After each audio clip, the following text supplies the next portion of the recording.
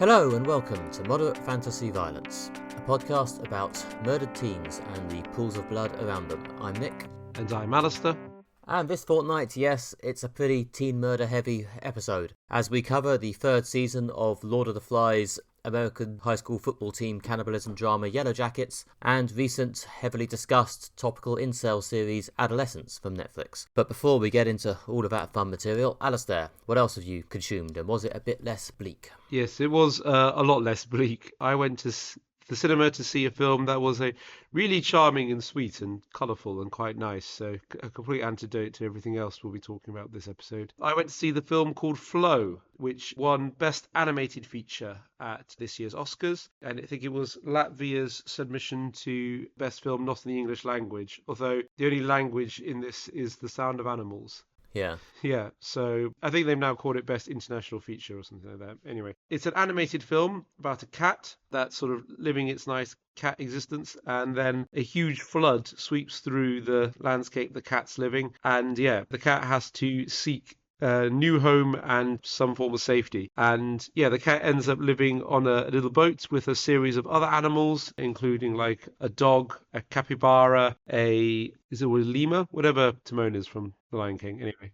And some other, and a sort of host of other animals as they sail down this newly created river. And it's a really sweet, charming little magical realism film. It's kind of weird that I guess it kind of stretches the boundaries of reality in some degree, in that a group of animals can kind of roughly sail a boat together.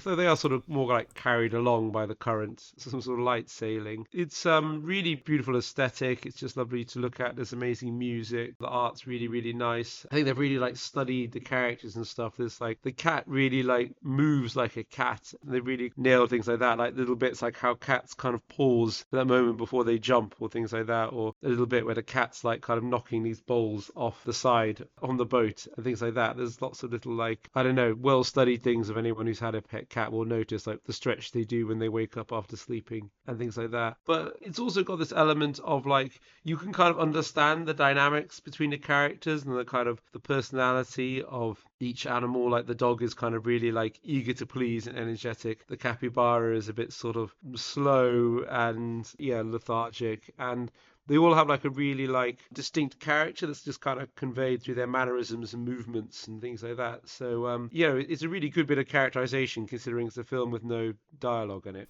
Yeah, no, I'd seen talk about this as well. It looked really good. We're talking a sort of quest narrative then. They're trying to get to some special place. Yeah, that's very much the structure, although it's never explicitly spelled out where they're going, but they are seeking sanctuary from this flood in their newly drowned world that they live in. And there's a sort of general sense of it's kind of about climate change, I guess, or about humans' impact on the wild. There's no humans in the film, but there is sort of human environment. The cat's clearly a domestic cat, in that at the beginning of the film you kind of see where the cat's been living, and it's a home, with people and human stuff, but all the humans have left. I guess they've been evacuated ahead of this flood, and it's never said explicitly the flood was done by humans damming a river or flooding a valley or something like that, but it's kind of implied that this is humans' effect on nature is kind of causing this. And there's various bits as they kind of sail through the boat through this landscape of unusual buildings that are sort of slightly Aztec but slightly Far East kind of aesthetic. So it's again a weird landscape that doesn't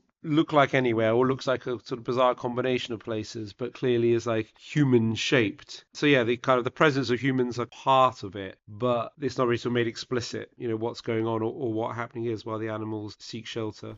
Yeah, but I think there's other sort of similar bits of media, often with a similar sort of character combination, to be honest. There's always a dog who's a bit of a sort of well-meaning idiot, and a cat who's the sort of clever leader, and then there's another animal who's sort of cute and slightly dumb. Yeah. I think there was a comic called We Three, there was a bit like that. There was another comic called Best Friend, I think, which was very similar, and I think there have been a few films as well. It seems like a very well-used dynamic. Yeah, I get the sense that it's not really breaking new grounds in terms of animal characterization, in that it's kind of leading into the stereotypical views of each character. There's another group of dogs they meet at one point, which have this dog pack-like mentality. There's a bit with a whale or some form of large water-based mammal that is, again, that seems ancient and inscrutable. So, there's some very good little characters and stuff in this.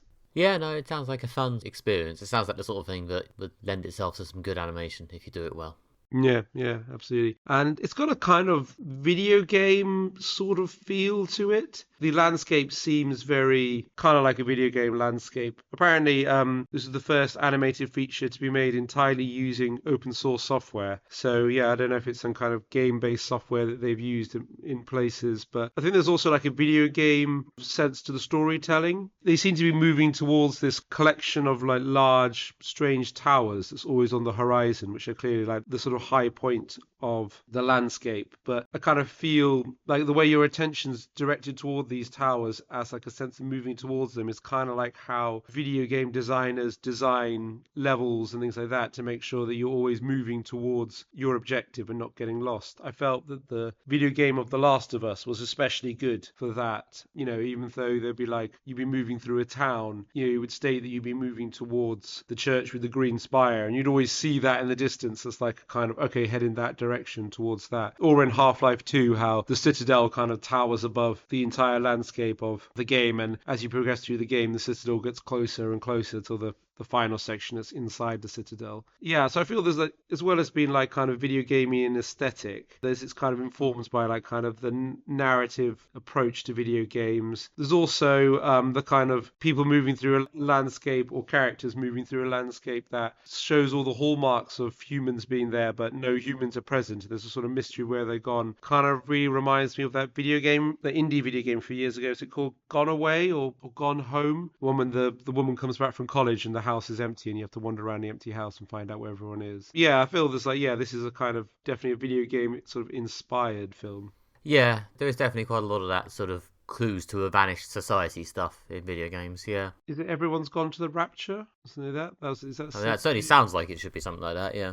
Yeah, I haven't actually played that. Yeah, and there's another game one about exploring a remote Scottish island and finding these like messages in like recordings in like barrels and things like that. If all these indie video games sound like something from about 15 years ago, it's probably because that was the last time I really played video games intensely, indie video games in particular. So my video game references are probably quite out of date at this point, but I do feel there is definitely something in that kind of narrative structure in the way that, yeah, I suppose it's kind of giving you story structure without dialogue or voiceover specifically to guide the story so that you're always aware of what's happening and where the characters are moving forward. I guess it gives narrative a sense of progression. This is something we've talked about in the podcast. You need to have a sense of your characters are moving towards something. We don't need it, but that helps create tension, pacing, and a sense of trajectory. Obviously, there are lots of stories about people just in a room talking, but a lot of stories are based in the sense of progression and characters moving towards some kind of defined goal. It's expressed in this kind of video gamey way in this, which is a good way of effectively conveying it to the audience for what is plot-wise quite a simple, straightforward film. Well, it does sound like, yeah, the sort of media where, yeah, they're taking something quite simple and straightforward, and the beauty of it is in the execution.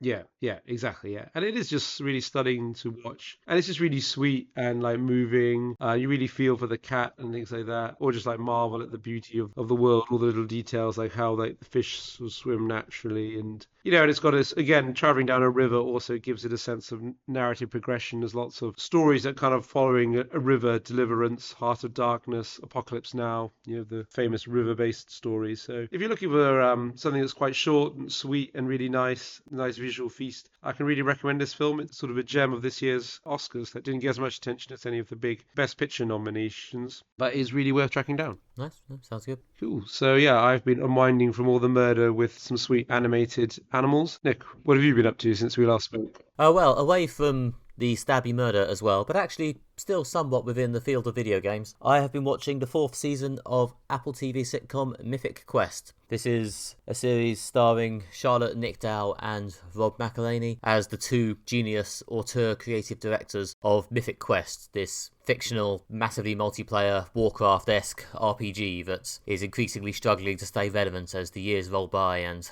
the world of user-generated content and constant monetization rolls over it. And yeah, it remains fun. It's a very strange rhythm to this show. It does sometimes feel like they come to every season with a confused idea of whatever to do next. This year there's a series of slightly odd plots involving one of the programmers getting into a pissy rivalry with a teenager, and the two creative directors' relationship turning weird because one of them finally actually has a healthy-seeming romantic relationship outside their work, and the director of the company gets called before Congress to testify about whether video games are corrupting the youth. And yeah, there's a lot of things going on. As often happens in this show, there are some bits that work really well, and a lot of it is kept going by the cast, but it's very confused and garbled sometimes. The finale was good though. They did pull the good trick of having a slightly rambly season, but then a good finale. Sounds like they are looping in things from wider politics and culture, such as, tech CEOs being called before Congress to answer questions about the products that they make. Although in our world, it tends to more be social media companies than video game companies. But, well, there's similarities in that they're both tech giants. Bafflingly, I've just Googled Mythic Quest to look up a thing about the plot, and I've just seen, so this is me learning something live on air, podcast listeners. Oh, wow. Mythic Quest cancelled after 4 seasons, Apple TV to air updated finale episode with new ending. This has happened within the last 8 hours. Oh, wow. So that's a new, interesting, strange thing they're doing. Yeah, this is also the first time on the podcast that you've discovered live that something's been cancelled. I think a few times you've broken the news to me. I think, was it Night Flyers especially? Yeah.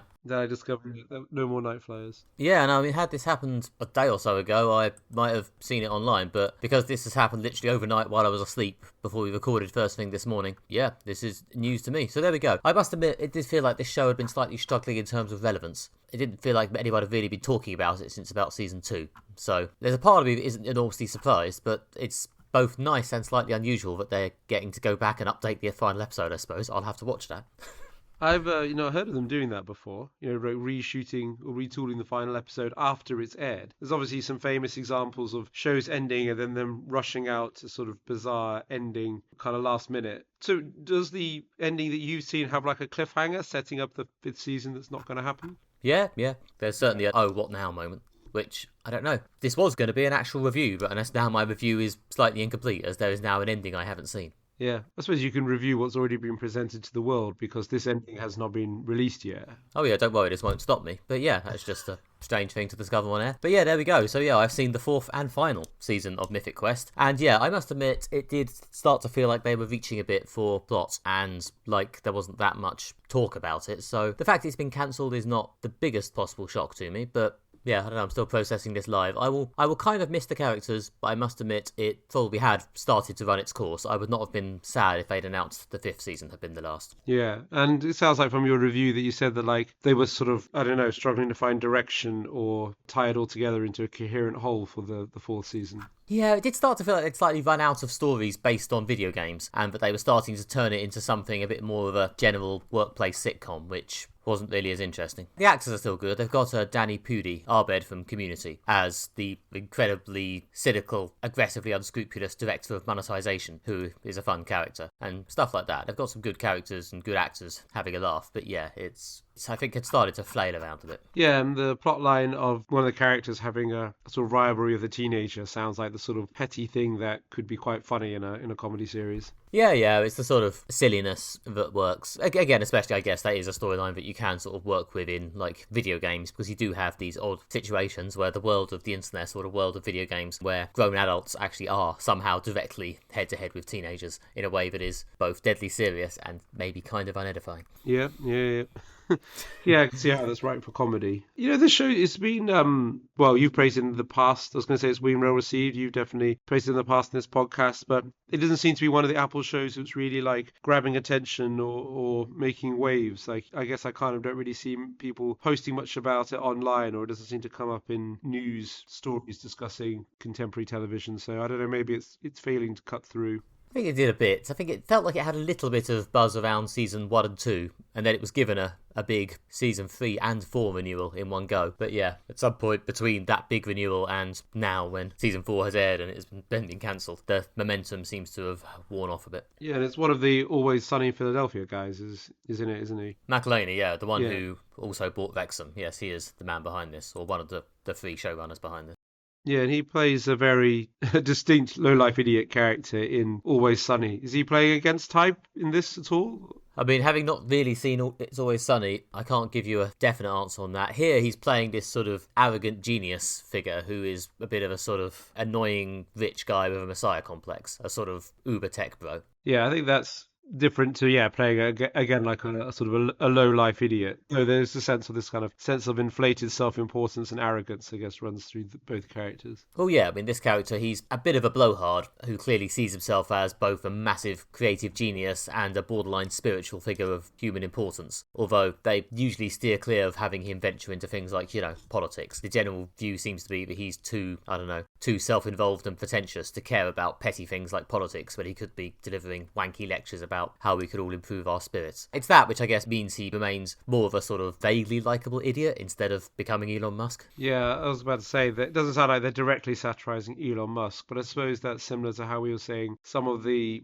better sitcoms or satirical shows this year have avoided doing straight up Trump jokes because it's kind of obvious and there's so many like lazy Trump jokes out there. I guess there are a lot of lazy broad swipes at Elon Musk. Not that the guy shouldn't be roasted from here to eternity and back, but I guess as a comedy writer you want to avoid the obvious Musk satire. And also I guess sounds like they're riffing more in general terms on tech bros or tech gurus. I mean, the whole sort of spiritual enlightenment thing is like sounds a bit more Steve Jobs than Elon Musk. Or again, there's lots of other tech people who have kind of bizarre views about, I don't know, living forever or digital accelerationism or things like that. So I think they're more sort of aimed broadly at these business people who think they're some kind of philosophical gurus because, they've made some money from the tech game. Yeah, I mean, the show started in 2020, or it was first aired in 2020, so I assume it was being written in 2019. So it does somewhat predate Elon Musk fully going off the deep end. Yeah, exactly, yeah. But again, riffing on those broad ideas. I mean, Silicon Valley did that as well. It's just, it ended before the current phase of tech insanity. So I guess it's good we got a new show exploring that. Yeah, I mean, Mythic Quest, I think, is a bit less, I don't know, not that Silicon Valley was the most serious piece of work in existence, but I think it did, especially towards the end, fancy itself as making a few serious points about the danger of tech bros, whereas Mythic Quest was always a bit more, no, this is a sitcom, we're doing jokes. I mean, maybe partly, but this is one of the reasons why it seems to have limited itself a bit to being workplace sitcom-y in this final year, to avoid, I don't know, being accused of trying to make a political point by coming after big tech. I don't know. I mean, they are also on a big tech streaming platform, and they are literally on Apple, so I don't know, maybe not biting the hand that feeds. Well, yeah, maybe. I mean, as I say, I don't know how much McElhaney's character of Iron Grimm. Iron, of course, is his actual name is spelt Ian, but he pronounces it Iron. See, that's a funny character beat. It is meant to be a Steve Jobs parody, but there's certainly a bit of that in there. Yeah. And to be fair, I'm not trying to accuse the writers of self-censorship over the person who holds the purse strings. But yeah, I guess, I don't know, we all live in the tech platforms world now, I suppose. You're probably listening to this on Apple Podcasts or something like that. Or Spotify, which is probably just as, if not more evil. Anyway, yeah, RIP Mythic Quest. Live on air, I guess. I had some good times with you, especially around those first two seasons. They did actually make some of the better COVID specials as well. There was a Mythic Quest COVID episode, which was actually genuinely quite good and quite sweet and quite well done. But yeah, never mind, you've been cancelled now. At least they will get an ending with this special ending episode. It's an updated version of the finale with what I'm guessing is going to be like one or two scenes with like a handful of characters. So we'll see how good an ending it is. But yeah, we'll find out in a week or so, I guess. Well, I will. Who knows if it'll ever be mentioned on this podcast again. Maybe, check Nick's Blue Sky feed. I guess probably to find out there, I can imagine. Yeah, I mean, I don't know. I guess respect to them for actually finishing it, Many a show in the streaming era has just been casually killed on a cliffhanger, so good of them to do an ending. Next up, this episode, we will be discussing the third season of Yellowjackets, the show about teenage girl soccer players surviving and murdering each other in the wild after a plane crash, and how this impacts their lives in the present. Spring has come in the wilderness, bringing with it abundance, but there is unease with Natalie's leadership and concerns about their coach's presence. Meanwhile, in the present, Shauna and co are being stalked by a mysterious person sending them a message from the past. We have seen the complete third season of this show on Paramount+. Nick, what did you think of it? Yeah, well, obviously this was in some ways a bit of a high-stakes season for Yellowjackets, because after the first season, which was very good and very buzzy, as we say, especially when we're talking about insects, yeah, a very sort of cool, exciting, grisly, horror-tinged mystery. The second season was generally received as a bit of a fall-off, I think, a bit of a stumble, a sophomore slump, as the Americans say, in which, to be honest, especially the present-day storylines, kind of felt like they were either having to rewrite on the fly or make it up as they went along. And I think some of this may have been caused based on my very light research on the matter by the actor who played Natalie, Juliette Lewis, quitting and them having to rewrite around her leaving. But still, whatever the reason, it wasn't great. It was a bit rambly and vague and didn't feel exciting or atmospheric or of a piece in the way the first season did. So yeah, third season, their chance to get back on track. And yeah, good news is, yeah, it's better than season 2. There's a very cohesive storyline here. There's things that are very clearly set up and paid off. It feels very deliberate. It feels like they've planned it. There's a couple of revelations in the season finale, which we won't spoil at least yet, which are genuinely very good and very surprising. It does do the good thing of, there are things that happen during the season where I thought, oh, it's a bit disappointing they didn't give that a bit more time, and then later they are given more time in a way that's quite clever. So yeah, there's a lot of good stuff here. It does feel like a deliberate, well-made piece of storytelling. Are there also some decisions that are a bit batshit?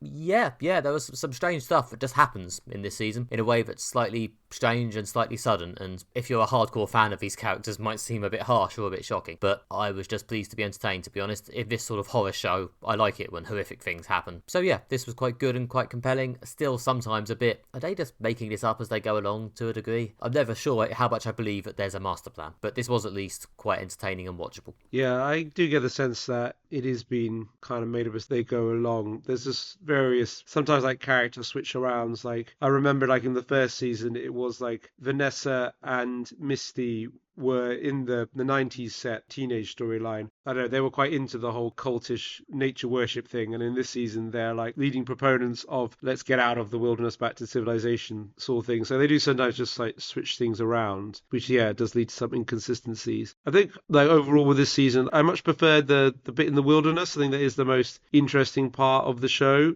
the dynamics there, because also you do have the sense of like quite a lot of characters could live or die. You kind of who's safe, but there's still like a dwindling cast of people there's a question mark over. Each season they introduce some in the present, so you know that they survive. But yeah, there's always some sense of mystery, who's going to get it. And when someone does, it is those moments of feral violence, a la Lord of the Flies, are the most effective and the kind of the strongest bits of the show. I guess that's what I'm here for. Yeah, now the past set parts are probably still the most dramatically effective, but as I say, last season the present day stuff was flat out bad, and this season I think it's pretty good. I think it does hold its end up. There's some genuinely quite exciting moments and twists in the present day storylines. They've talked about having a 5-year master plan. I don't know if they actually do. I wouldn't be entirely surprised if the 4th season turns out to be the last, but it does feel like they're at least turning a corner here towards an ending, and there's moments here which feel very significant, very much like they've been coming since the beginning and are necessary. I appreciate the show is fully acknowledging how awful the character of Shauna is. You wondered in season 1 and 2 if they fully knew, but in season 3, maybe because of the viewer feedback for seasons 1 and 2, they seem to have worked it out now. It feels a lot more directed, and it is interesting how we've reached a point where the adult present-day version of Misty has almost become the sensible one, rolling her eyes at everyone else, after it very much being the other way around in season 1, which I guess you could say is inconsistent writing, but I do actually like the way it's kind of drifted that way.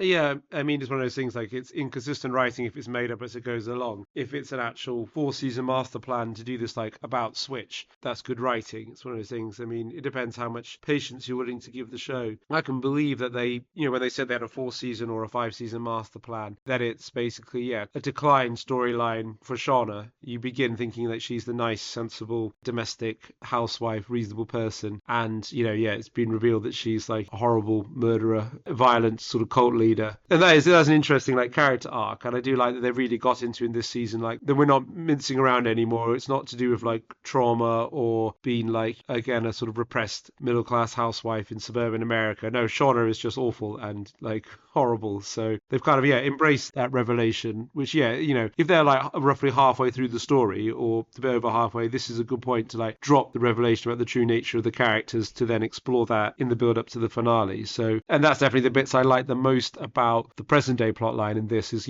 kind of really the big revelations around the Shauna character. Yeah, and I think those are working. I think possibly they're having to juggle their balls a little bit on exactly how much people remember from the woods. Like, isn't there a hint dropped in the final episode that Shauna hadn't previously remembered stuff, even though we told she did previously? If they all do remember how awful Shauna was in the wilderness, why were they all still on vaguely okay terms with her in season 1? I don't know, it's one of these things which I wonder if they'll ever fully tackle, but hey, who knows? I thought that before about stuff and they have eventually got to it, so we'll see, I guess. I guess the way they're tackling it is by saying like, oh, there's repressed traumatic memories, or they remember some of it but not all of it. You know, they don't remember the most horrific parts and things like that. And what the show is good at conveying is this sense of, if you go through something as horrible as this, it really binds people together. It's like going to war in essence, in that even if you don't like the person or have nothing in common with them, the fact that you kind of bled and fought together has bound you together no matter what. I get the sense the fact the characters are always pulled back together, pulled towards each other. They have all these relationships with people outside the Yellowjackets group, but it never really works. It never really functions. Like, you know, even romantically in this season, they had the plot line of Vanessa and Ty, forming a romantic relationship after Ty's marriage to a non-Yellowjacket breaks down. There's a sense of like, they can only be together, they're linked to each other, they're forever bonded, and even if they hate each other, murder each other, or turn on each other, that like they always kind of have this thing that no one else can really understand, you know, and that kind of does ring true. And like you say, it's like there are plenty of war stories exploring similar things, you know, and it does have this sense in it running through that like being a teenage girl is awful, you know, with the pressures of society and things like that. Being stranded in the wilderness and forced to eat people is also awful, and also being kind of Lord of the Flies style G'd up into a murder cult. So yeah, that sort of rings true. Yeah, and I thought the stuff set in the wilderness this year was good. The past set stuff in season 2 of Yellowjackets was absolutely harrowing. Like, honestly, some of the most grim, bleak, depressing stuff I've ever watched on television. This year, not as bad, but still compelling in an interesting way. It's a different vibe of they actually have set up a camp and a vaguely functional seeming society, or at least something that looks like it might be able to sustain them till they're rescued. And then you sort of get the different drama of how is this going to go wrong.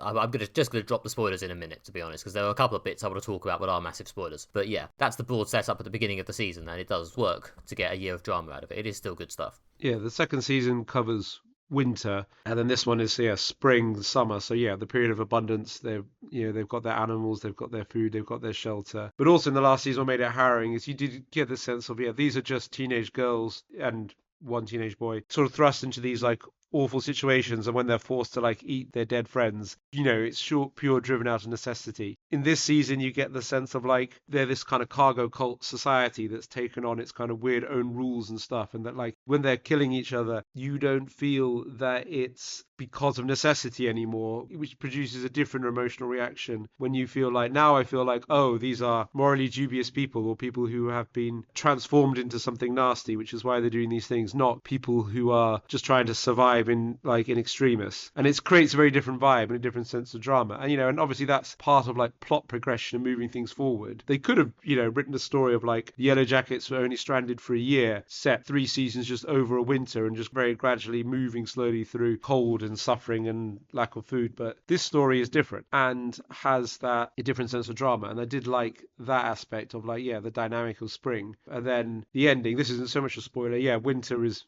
coming, like Game of Thrones. And what are they going to do this time with a second winter in the wilderness? Well, yeah, you do have the horrible memories hanging over you of how grim the previous season was, and therefore another winter is a pretty horrible prospect. I do feel a certain sense of due dread about season 4. Again, curious whether it'll be the last one, but also just generally, Jesus Christ, what's this going to involve? Well, I do want them to do more because, there is a cliffhanger ending, and I don't want the story to end here because I don't think there's any way they could really wrap that up. One more scene a la Mythic Quest. Yeah, exactly. So I hope this doesn't get cancelled. I understand that online some people haven't received it even as well as we have. Yeah. Can I drop my spoilers now? Yep, I've got some spoilers as well, so yeah. Alright, spoilers on. You've heard our general opinions. Get ready for our specific opinions that spoil your enjoyment of the show. Ready, steady, kill.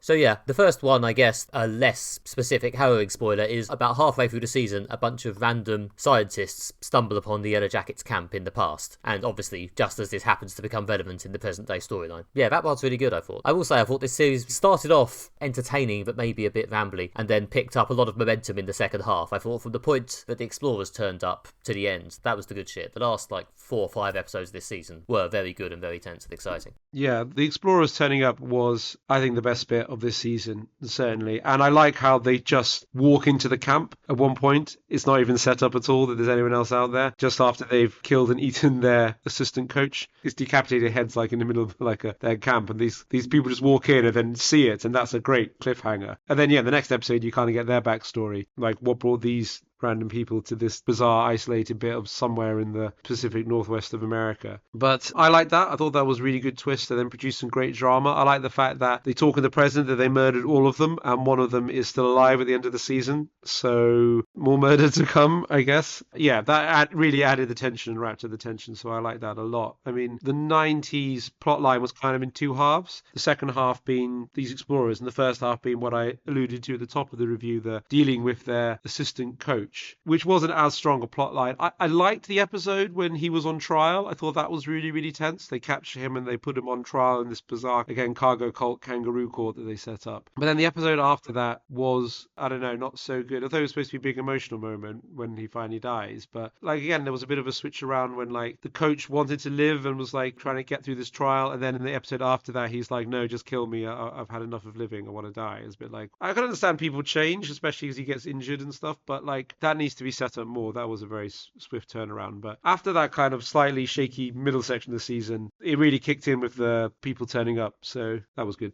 Yeah, I do agree that the Coach Ben stuff perhaps felt like about 2 or 3 episodes of plot spread over about 5. There was a certain degree of that moving along in very, very incremental ways for a few episodes. There are lots of good scenes, but yeah, it did seem to take a while to finally get to the point where it got to.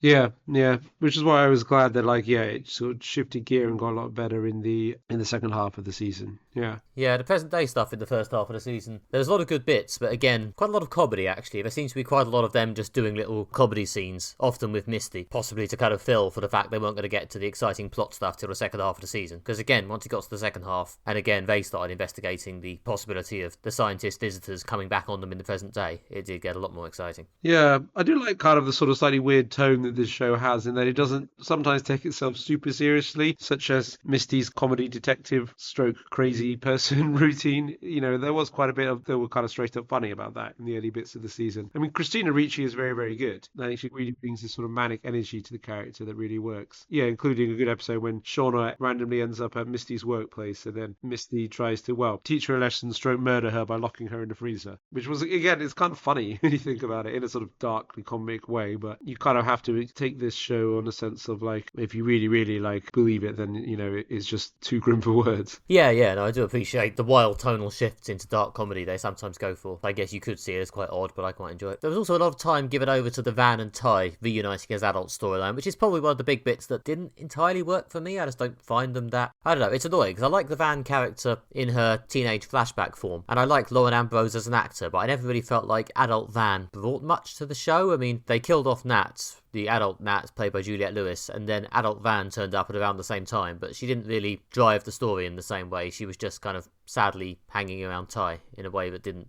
particularly interest me. I mean, obviously she's got cancer, she's entitled to be sad, but it didn't really feel like she was adding much. There is a lot to her character beyond the fact that she has cancer. And I suppose there is the belief in the supernatural side of it, which we will come to in a bit. But the plot line wasn't super exciting and did feel a bit like off on its own. One of the things that's, I think, disappointing or unfortunate about this show is it has a really strong cast, you know, especially in the grown-up section. You've got Melanie Linsky, Christina Ricci, we've mentioned, Juliette Lewis, we mentioned in the previous season, you know, Lauren Ambrose, who, you know, we all loved in 6 Feet Under. Yeah, Elijah Wood, randomly, who just, I guess he gets to write his own ticket and be in weird shows if he wants. Hilary Swank is added in this season. These like really high profile people. And then like, you know, amongst the teens, we've got Sophie Thatcher, who we've talked about in Companion and in Heretic, and she's really good in that. Ella Purnell, you know, again, you've discussed Sweet Pea and I've discussed Fallout. So it's a really, really strong cast. Didn't we both of you Fallout? Anyway, carry on. Yeah. Oh, yes, we did. Sorry. Apologies, casting aspersions there. Can't remember anything that happened more than a year ago. But sometimes I do feel that, like, the adult plot lines don't pay off the promise of this cast. I mean, I was posting on Blue Sky, canvassing followers' opinions for this show. I did have one response from a woman with a Ukrainian name. Sorry, I'm not going to pronounce it. I don't know how you pronounce that. Apologies if you're listening. But anyway, yeah, she was definitely saying that, like, she felt that the adult cast's talent was wasted in this. And although I feel there was some some good stuff in this season. Again, as we especially talked about the Shana characters, I do feel kind of like some of the plot lines, again, the Vanessa plot line, some things like just didn't quite live up to the potential. I mean, if the writing was as good as the acting, then this would be one of the great shows of all time. I think Shauna got good stuff this year, and Misty, Christina Ricci, has had better stuff in previous years, but they always give her at least something fun to do. But yeah, the other adult cast didn't get a huge amount. I guess Hilary Swank got a decent debut. And yeah, Van, yes, I mean, we're in the spoiler section, so towards the end of the season, Hilary Swank kills Van in a sort of shocking twist, as until then, Hilary Swank's character, Melissa, had been very much played as, I've grown up, I've settled down with my wife, I'm not insane, you people leave me alone. And then she suddenly stabs Van. So hopefully that's going somewhere next year. Presumably Hilary Swank is coming back, but in the meantime, Van is dead, and on the one hand, might have been nice if they kept her longer and tried to give her more depth, but also they have had like nearly 2 seasons to do that and not really succeeded. Yeah, exactly. But it feels like they're going somewhere with that, but then again, they might just be making it up as they go along. And I do feel it's a big high-profile person to get if they're not going to do more with this in the long term. I mean, if Hilary Swank's going to become some sort of ongoing villain, I guess that could work. I mean, I guess the problem with the present-day storylines is they sometimes seem to struggle to get to a place where something interesting is happening instead of them just sort of having concerned conversations in their homes. So if they want to have, the risk of them being hunted by a revenge-crazed Hilary Swank, I guess that's a storyline. Yep. So that sounds like a 10th storyline, so that would be good. Someone really did absolutely flip in the wilderness, or was so traumatic that they kind of become a serial killer in the present or something. And also, you've got at the end Misty and Ty entering some kind of alliance against Shauna, which again, if they're all going to gang up on her, that sounds dangerous. Yeah, I mean, it's a character combination that has not been done, and hopefully it means Ty will get something else to do. There's a bit in her storyline this year, there's a sort of a twist, quite similar to a twist we had in Severance this year, actually, where it turns out that the version of Ty we've been seeing for most of the season is actually the evil, dark version all along, and we just didn't know. And it doesn't really land, to be honest, because they haven't really established the difference between these two versions in a meaningful enough way. Yeah, that was one of those things that could have worked, but actually was just kind of confusing. They could have done with some better setup and some better writing. They trailed in the wilderness that there were 2 ties, but then they hadn't really explored that in the present. Only like very sort of briefly gestured towards it, I think, in the first season. Yeah, and it's a shame, because this is the sort of thing you probably could have had time to do if they hadn't spent so much time dicking around in the second season. Yeah, it could have been paying off something they set up, but yeah, again, here we are. So it didn't land the way it should have. But yeah, what I did like, though, about this season, which, again, there's the way that things tied together, at least generally, like, again, that revelation about the Ty character and also about the Hilary Swank character. One of the big things I think they did reveal this season is that there is no supernatural element. I mean, maybe some people would have been like, wow, that was clear from the start, but I felt they kind of toyed around with the idea that maybe there was something out there. I think they're still toying with it, aren't they? I mean, there's the whole weird, surreal sequence at the start of Season 3, which was a bit sort of, is Lottie alive? Is Lottie in some sort of supernatural dimension? Is this just a sort of vague vision sequence? Yeah, I mean, they kind of have sort of strange bits. And again, like they have the whole bit with teen Vanessa meeting grown-up Vanessa in that kind of plane crash dream sequence when she was dying. They're not definitively 100% saying, but I do feel this season was more strongly saying that, like, this is just madness. Like, between the bits of them, like, huffing gas in a cave, Ty's ongoing mental health problems, the Hilary Swank murdering people, Lottie being off her meds, they are indicating that this is just some mad mythology they've created rather than something that's actually real. I mean, they might pull it back a la Lost, kind of switch around again. Actually, it's supernatural in the end. Again, Lost gestured at several points towards scientific explanations before being like, no, Magic Island. But I thought this season they were pretty definitively closing the book on, like, no, it's insanity. They didn't stumble into an enchanted murder forest. I don't know, I felt like they were still going for a slightly vague, wafty, are there mysterious forces at work stuff in the final episode. There was a lot of trippy hallucination sequences and Lottie talking to a mysterious being in a cave. But then again, there was also the sequence where Akila says to her, there's no visions, you're just mad. So, yeah, honestly, it could go either way. I suspect they're going to keep toying with that until basically the end, to be honest. I would be amazed if they go definitive on that until about 2 or 3 episodes before the end of the whole show. Yeah, well, it's something they will, I'm sure, as you say, be picking up in the next season. But I did feel there was at least some progression on that, whereas I was very concerned at the beginning of the season. More fence-sitting, more stalling on some of the big questions. And we've got some more definitive evidence in this season, so I was at least satisfied on that kind of, like, you can't just endlessly stall. Yeah, I as I say, I suspect there will be more fence-sitting, but we'll see where it goes. Lottie, of course, since we mentioned her, is now dead. We're in the spoiler section. Yeah. She was killed off in what felt like quite a quick, unceremonious way around the sort of midpoint of the season, and then they did thankfully come back and give her a bit more of a meaningful send-off in the finale in flashback, which I was glad for, as I felt like her death the first time got a bit rushed through. Yeah, it having off-screen and things like that, I felt was a bit unfortunate. I felt they could have handled that better, made again some more drama out of it. I was okay with it in the end. I felt like once they got to the finale and they came back to it, I was living with it. Yeah. But again, it's one of those things where like the show is good and there's lots of potential, lots of good ideas, but also at the same time, I keep feeling it could just be a bit better. It could just be a bit better because the idea is so good and the talent's so good and like the tone is so good when it gets it right. It doesn't quite fire on all cylinders. There's always like a weird misfire at some point in each season. But I do totally agree with what you said at the top of the review that like this was just better than the previous season and hopefully the next season will be better as well. Yeah. I am certainly more interested and invested in this show than I was this time at the end of season 2, so hopefully they'll get at least one more season.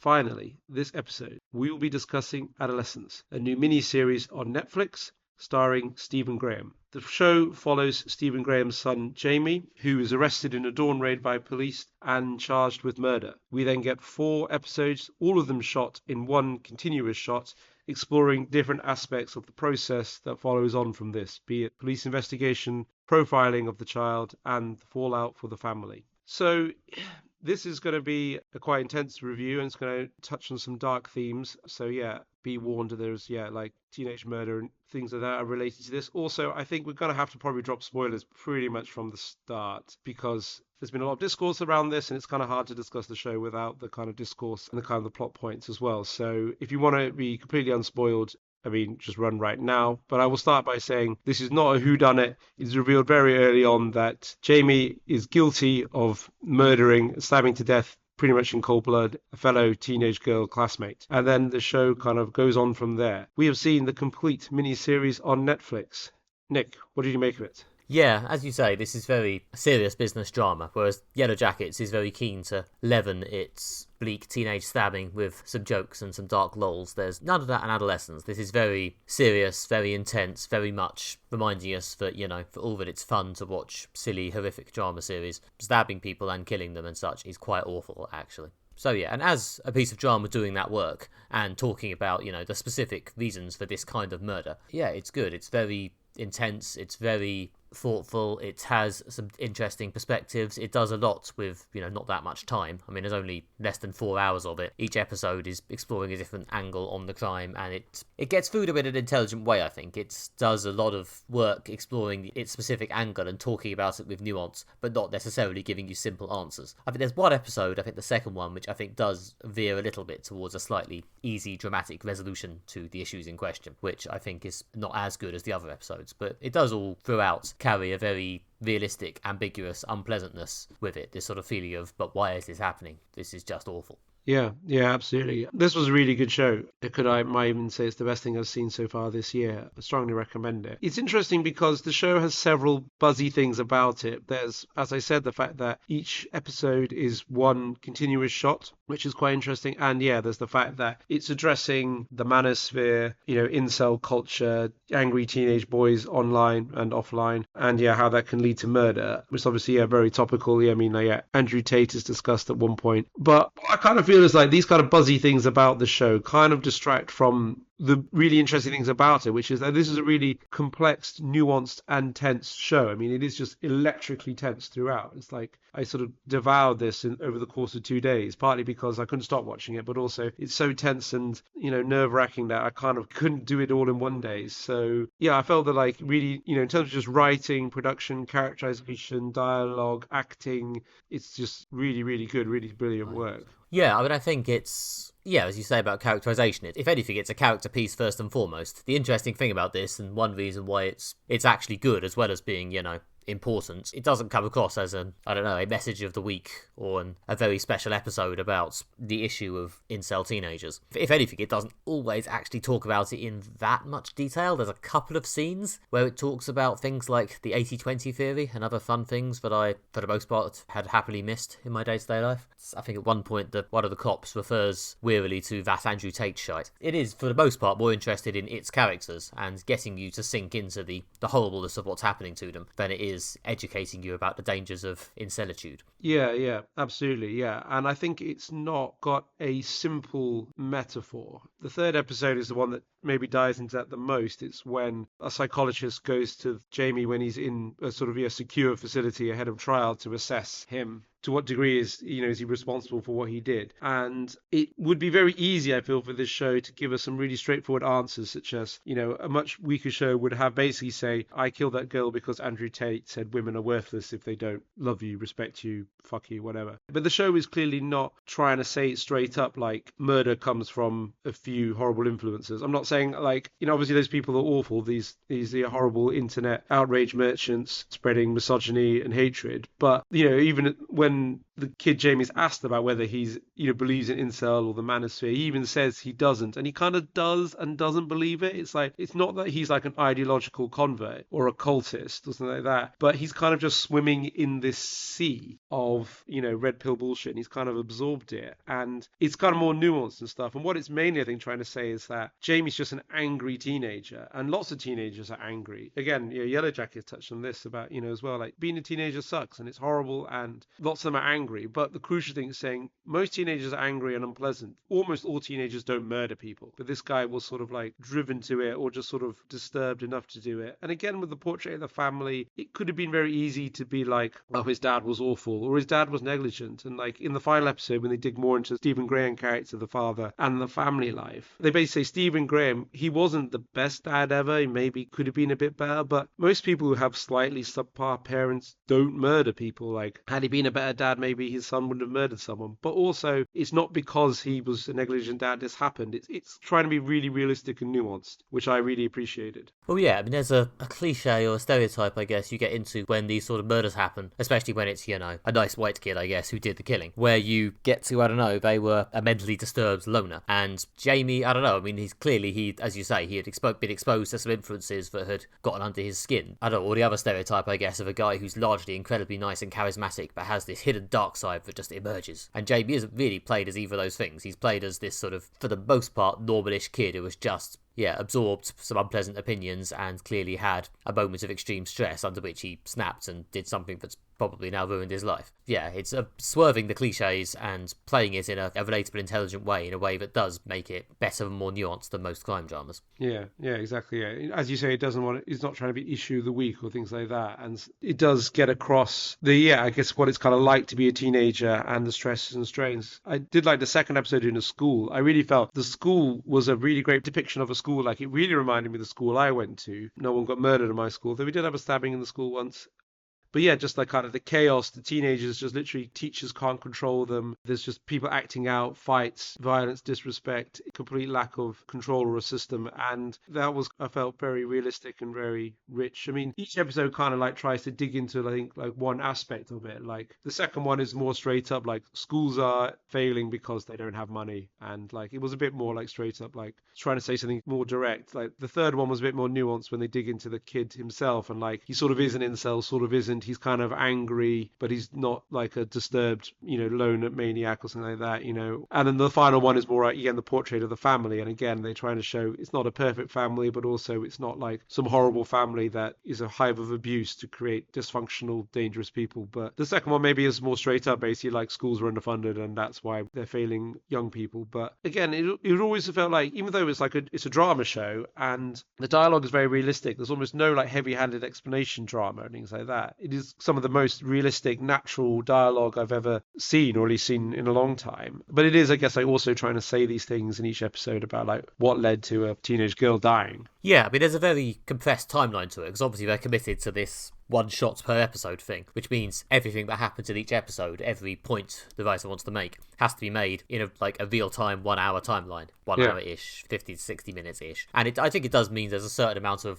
compression. Realistically, I suspect the cops would have spent longer than 55 minutes in that school. But obviously, they've made it work nonetheless, partly by doing some cutaways, which make it feel like more time has passed, even though you're in real time the whole time. So actually, surely no more time has passed. There's some clever use of the gimmick. Yeah, I mean, that's something theatre writing does quite a lot as well. You're kind of not really sure about things like time and things like that, but you're kind of swept up in the drama. The one shot thing does make it much more tense. It means it can't go anywhere else and diffuse the tension. If you've got a tense scene, it can't then cut to black, go some other location, some other time, give you a breather. There's no escape from the setting. And each one's got a specific setting. Well, basically, first one, police station, second one, school, third one, the psychiatric centre, final one, the home. Yeah, it never goes anywhere else. It never breaks this dynamic, and it never diffuses the tension that way, which is another reason why it's just so tense and gripping to watch. And everyone's doing this complete never off performance. Again, it's borrowing a lot from the theatre. It's really good and tense in that regards. Yeah, no, I think the single shot thing, obviously it's one of these things that could be gimmicky, and I don't know, I've seen people express annoyance with the way people fixate on that as a major part of this show, but I think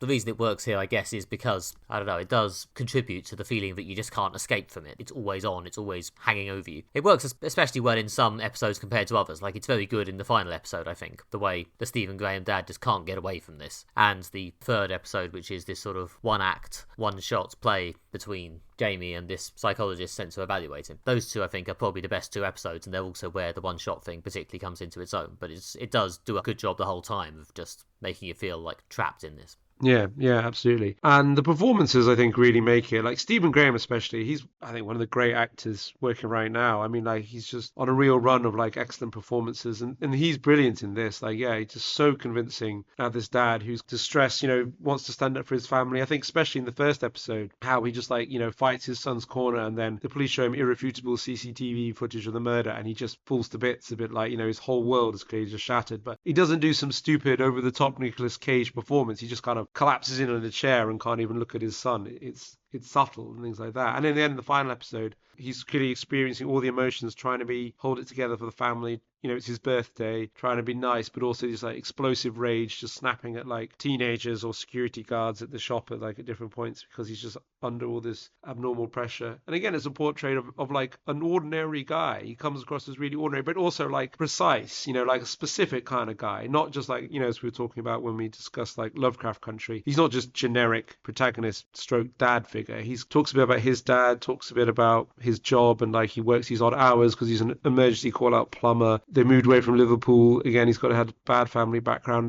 It's all kind of tripped in, and you really get the sense of this nuanced, complex person. Again, not the best dad. Working class, maybe focused on the job too much. Again, trying to provide for his family. His daughter seems very nice and well adjusted. It's a complex portrayal of a three-dimensional person, but I think it's the performance that really makes it. I mean, I've got time for Stephen Graham in anything, but in this, he's just phenomenal. Yeah, no, he's fantastic in this. I think, he's in 3 of the 4 episodes, although it's more of a cameo in the second one. And he's very much the centre of it in the 2 episodes where he's spotlighted. And he's great. Erin Doherty is also really good. And as everyone has said, this has been another big talking point around the show. Owen Cooper, who plays Jamie, considering this is one of his first big lead performances, he's great, especially in the 3rd episode. Yeah, I don't know where they found this kid, because he can do he really catches being an adolescent quite well. Sometimes he's just such a kid. The beginning of the 1st episode when he just wants his dad when he's again in the police station, but then he tries to act like a grown up. In the 3rd episode, when he's alone with the woman psychologist, you can tell he's trying to act like he thinks an adult should, or maybe a confident alpha male type, maybe a bit Andrew Tate and that. He's clearly trying to be grown up, but also he's still kind of a kid, and he has no control of his emotions like a lot of teenagers have. So I don't know where they found this kid, but brilliant casting. The whole cast is really good. Each episode kind of focuses on a different character, and they're always superb performance. Yeah, no, I've seen Ashley Walters in other BBC drama type things. I think he was playing the main sort of cop here, and he's really good as well. Yeah. No, I thought he was great again. I liked in the 2nd episode when they brought in the stuff about his son and kind of showed, again, slightly dysfunctional family, but making improvements and learning and maybe working through stuff. So again, it all sounds like I don't know, when you say it like this, it sounds like it could come across cliched and stuff, but it's just the really naturalistic writing and performance is what makes it like totally believable. You do just think you are just like the fly on the wall of something that actually happened. I will admit I did slightly feel that the Ashley Walters cop going for food with his son, thus redeeming the sins of the past or whatever, was maybe slightly simplistic compared to some of the rest of the show, but it was fine. It worked well enough. Yeah. I mean, like I say, it does what it says. I mean, I don't know. I guess you've got to have one slight, cheerful, redemptive moment among what is otherwise quite a sad show. Yeah, but then it just cuts to the murdered girl's best friend who's just totally alone and abandoned and has to just walk off by herself. And then that's just quietly devastating to watch. This one girl who's basically lost her only friend and society doesn't know what to do with this poor traumatized teenager. And you get the feeling that like this is going to be, I mean, The Guardian published an article on this today, actually, I've not read, basically amongst all this like talk of like boys' mental health and boys online and all this, it's really, it is quite awful to be a teenage girl and there's a lot of problems with the way we teach teenage girls in society. But no, you get the feeling no one's going to care about this poor young black woman. They're just going to focus on boys, because of the stabbing. Well, yeah, I mean, I've seen the feminist critique of this show. It sure is another murder show focusing a lot on the male killer and his male father rather than the dead female victim. And the female cop does kind of point this out in episode 2, but that doesn't entirely neutralise it. No. From a feminist perspective, I think one of the things the show hits across really, really well, and it's probably the closest thing it comes to basically saying something straight up, is to paraphrase Margaret Atwood, and I think I get the quote wrong, so I'll just paraphrase, is basically to say men are worried that women will laugh at them, women are worried that men will kill them. And I feel that is something that the show really nails. Like, maybe, this teenage boy was treated a bit rough by teenage girls, and that's horrible, but you can't put on the same plane as the violent cessation of human life. It's just something else.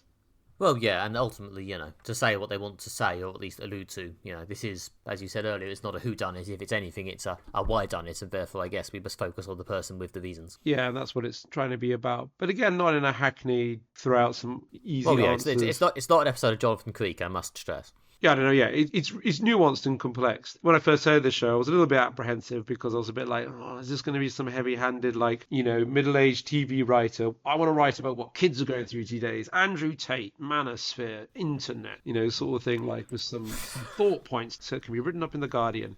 But then it became a real water cooler show, and people were like, no, this is really good and stuff. And again, it broke out on Twitter into the actual people discussed it at work. So that led me to think this is good. Okay, we should actually give this a crack. And then it just sucked me straight in. And again, all this stuff, the one shot there, the feminist Andrew Tate stuff, it's interesting, but really the drama is the heart of the show, and it is great drama. Yeah, I'm not big on topical commentary, but the one thing I did want to say in terms of the wider reception, obviously it's good that we're talking more about this stuff. I'm still not entirely convinced that it's massively useful to show this to teenagers in schools or whatever, especially younger teenagers, as, I don't know, I'm not a teacher. But it's a very slow, quiet adult drama that's almost entirely viewing the teenagers through adult eyes. I just don't know if... Yes. Are they going to relate to that? I don't really know. I don't know if it's quite aimed at teenagers. If anything, it's aimed at us oldos to be sad. The failure of parenting is the tragedy, if anything else. Yeah, I think you're spot on with that. Yeah, if anything, if you want to use this as an educational tool, I'd show it to parents.